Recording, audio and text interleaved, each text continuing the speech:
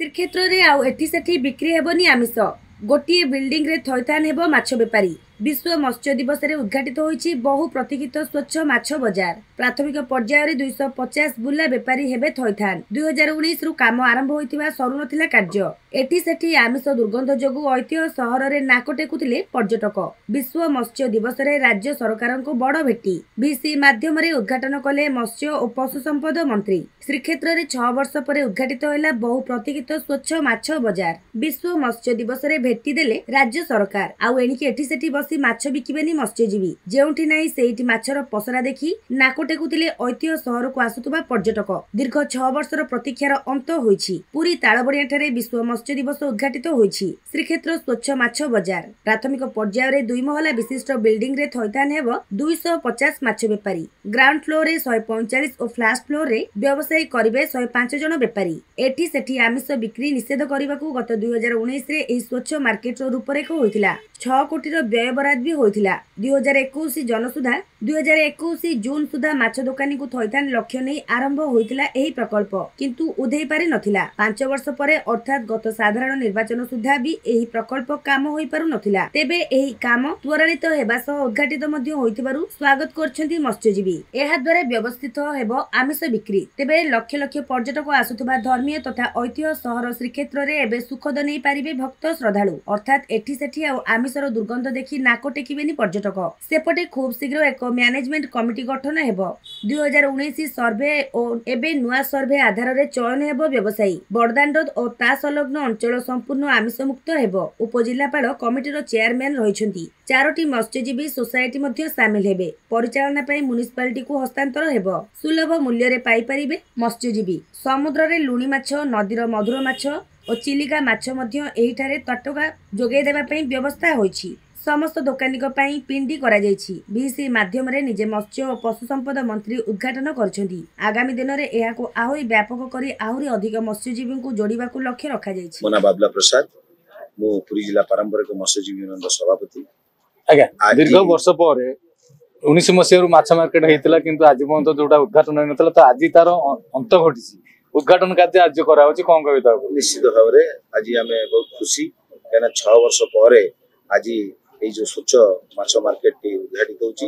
আজ হচ্ছে আমার বিশ্ব মৎস্য দিবস মধ্যে। এই বিশ্ব মৎস্য দিবস উদ্দেশ্য নেই এবং মৎস্যজীবী শুভকামনা করি আজর ওড়িশা সরকার মোহন মাঝি সরকার আজ আম গোটে ভেটি দিয়েছেন। এটা আম নুহে পুরী সহর এটা গোটে ভেটি। কাহিঁকি না পুরী সহর হচ্ছে জগন্নাথ সহর, আধ্যাত্মিক সহর। এটি বাটঘাট যে মাছ যে বিক্রি হচ্ছে এটা আসিথিবা পর্যটক এবং আমার তীর্থযাত্রী মানে गुड़ा भाव मन कर तेणु ये सब नहीं गोटे जगह को माछ आने व्यवस्था कराई। आज उद्घाटन होती सब प्रकार माछ मिल, समुद्र माछ मिल, चिलिका माछ मिल, पोखरी माछ मिल, कंकड़ा चिंगुड़ी इलिश सब प्रकार माछ मिल, फ्रेश माछ मिल। कहीं फ्रेश माछ तेणु आम पुरी सहर सब वर्ग माने माछ पाइपर, भल माछ पाइपर, भल रेट पाइपर। कहीं जो माछ मार्केट म्युनिसिपालिटी हैंड ओवर करा जाउछि। म्युनिसिपालिटी यार रक्षणाबेक्षण करिवो एवं तार कमिटी करी जो माने चयन करा आइतला 4-5 वर्ष तळ जो लोक मान को चयन करा आइतला, बर्तन सानी पुणी आ गोटे सर्वे को माने रही परिबे, को मान को एटो बुझी गबो। से सब जिंस हैला परे संपूर्ण आरंभ हो, किंतु आज ओपनिंग हे जाउछि। आ किछि दिन लागिवो एटा परिचालन चलिया पे। पुरी एक धार्मिक सहर जदि पुरी गली केन्द्र माछ दुकान बंद न करा जाए तो ए माछ मार्केट चलिबा कष्टकर। जो व्यवसाय माने एटो माछ व्यवसाय करिया कष्टकर होई जो। निश्चित भाव रे काइना प्रशासन निश्चित तार दृष्टि रखिबो जेमति सबुतु जेम गली कंदे न होई के गोटे जगह जेमति आसीबो एवं पुरी सहर एपड सेपड समस्त हेई परु। से सब विषय रे आलोचना करी निश्चित भाव एटा हमर जिला प्रशासन करियो बोले आशा। मोना अजय कर बस्तिया जिला मत्स्य अधिकारी पुरी हिसाब कार्य करू अछि। आज्ञा आज बर्तमान बहुत दिन प्रतीक्षार अंत घटी। बर्तमान माछ मार्केट उद्घाटन करा होछि, कोन कविता? नै जहाँ होइता हमर 2019 वर्ष रे आरंभ कराइतला। बहुत दीर्घ समय हेले भी जहाँ आज तार अंत घटी।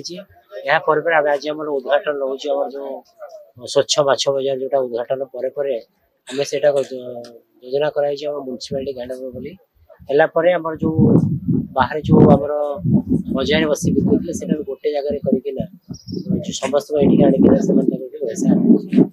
ଏଠାରେ ମାଛ ମାର୍କେଟ ହେଲା ପରେ ମାଛ ବ୍ୟବସାୟ କେତେଦୂର ସଫଳତା ପାଇବେ ବୋଲି ଆପଣ ଆଶା ରଖିଛନ୍ତି? ସଫଳ ତ ହେଇପାରିବ କାହିଁକି ଯେହେତୁ ଗୋଟେ ପୁରୀ ଗୋଟେ ଆଧ୍ୟାତ୍ମିକ ଜାଗା ରହୁଛି ସେଇ ଦୃଷ୍ଟିରୁ ରଖା ହେଇକିନା ଆମର ଗୋଟେ ସାଇଡରେ କରାହେଇଛି ମାଛ ମାର୍କେଟ କରାହେଇଛି। ଆଉ ଏଇଟା ଯେହେତୁ ଗୋଟେ ସାଇଡ ରହୁଛି ଆପଣଙ୍କର ଇନିସିଆଲି ଟିକେ ପ୍ରଥମରୁ ଟିକେ ମାନେ ଆମକୁ ଲାଗିବ ହଁ ଦୂର ହେଇଯିବ କି କ'ଣ, କିନ୍ତୁ ପରବର୍ତ୍ତୀ ସମୟରେ ଏଇଟା ଠିକ କାର୍ଯ୍ୟକାରୀ। ଜଣେ ମାର୍କେଟ ଛକରୁ ମାଛ ପାଇଁ ଯଦି ତାଳ ବଣିଆ ଆସିବ ତ ଏଇଟା କେତେ ଦୂର ଠିକ ହବ ବୋଲି ଆପଣ ଚିନ୍ତା ରଖିଛନ୍ତି? ନାଇଁ ସରକାରଙ୍କର ବା ଯୋଉ ଆମର ଜିଲ୍ଲା ମୁଖ୍ୟଙ୍କର ନିର୍ଦ୍ଦେଶରେ ଯଦି ଆମର କରାଯିବ ସବୁ ମାଛ ମାର୍କେଟ ଯୋଉମାନେ ବସୁଛନ୍ତି ଗୋଟେ ଜାଗା ଆମ ରଖାଯିବ ତାହେଲେ ଆମର କିଛି ଅସୁବିଧା ହେବନି। ଯେକୌଣସି ଯଦି ଆମେ କୌଣସି ଗ୍ରାହକ ଚାହିଁଲେ ଯେ ଆମର ଗୋଟେ ଜାଗାରେ ମାଛ ବିକ୍ରି ହଉଛି ତାହେଲେ ସେଠି ଆସି ସୁବିଧାରେ ପାଇବେ। ପୁରୀ ଏକ ଆଧ୍ୟାତ୍ମିକ ସହର, ଯଦି ପୁରୀ ସହରରୁ ମାଛ ମାର୍କେଟ ଉଠିକି କେବଳ ଏଇ ଗୋଟିଏ ଜାଗାରେ କରାଯିବ ତ ମାଛ ମାର୍କେଟର ଚାହିଦା ବଢିବ ବୋଲି ଆଶା କରାଯାଉଛି। ଯଦି ଗଳିକନ୍ଦିରେ ମାଛ ବେପାର ହେଲା ତ ଏ ମାଛ ମାର୍କେଟ ଆଗକୁ ଚାଲିବ ବୋଲି କେତେ ଦୂର ଆଶା ରଖିଛନ୍ତି? ସେଥିପାଇଁ ତ ସରକାର ବି ଆମର ଯୋଉ ଜିଲ୍ଲା ପ୍ରଶାସନ ବି ପଦକ୍ଷେପ ନେବେ, କାହିଁକିନା ଯୋଉଟା ଗଳିକନ୍ଦିର ସେଇଥିପାଇଁ ଏଇ ଯୋଉ ଗୋଟେ ୱାନ୍ ସାଇଡରେ ପର୍ଯ୍ୟଟକ ମାନଙ୍କର କିଛି ଅସୁବିଧା ହବନି କି ଯୋଉଟା କି ଗୋଟେ ସାଇଡ ରହୁଛି ପୁରୀ ଆଧ୍ୟାତ୍ମିକ ହିସାବରେ, ସେଥିପାଇଁ ଏଠି ହେଲେ କିଛି ଗ୍ରାହକ ପାଇଁ କିଛି ଅସୁବିଧା ପରବର୍ତ୍ତୀ ପର୍ଯ୍ୟାୟରେ ସୁବିଧା।